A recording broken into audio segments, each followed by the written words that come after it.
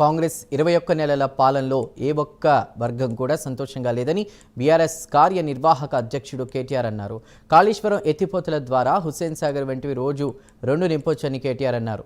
ఆ ప్రయత్నమే కేసీఆర్ చేశారని తెలిపారు. అంతటి గొప్ప కాళేశ్వరం కట్టిన కేసీఆర్పై సీబీఐ కేసులు పెడుతున్నారని కేటీఆర్ మండిపడ్డారు. సీబీఐ అనేది బీజేపీ జేబు సంస్థ అని రాహుల్ గాంధీ రోజు అంటున్నారని అన్నారు. కాంగ్రెస్ బీజేపీ కలిసి బీఆర్ఎస్ పై కుట్ర చేయనున్నాయని కేటీఆర్ విమర్శించారు.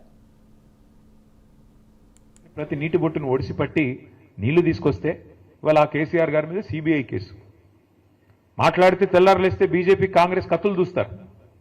రాహుల్ గాంధీ గారు ఏమంటారు, సిబిఐ అనేది మోడీ గారు జేబు సంస్థ అంటాడు.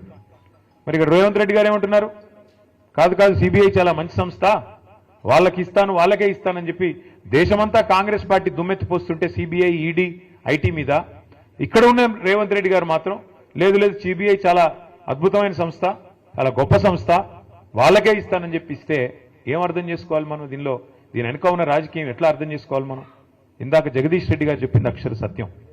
ఇవాళ తెలంగాణ పచ్చబడుతుంటే కొంతమంది కళ్ళు ఎర్రబడుతున్నాయి, నచ్చట్లేదు వాళ్ళకి, వాళ్ళ కడుపులో ఎక్కడో దేవినట్టు అవుతున్నది.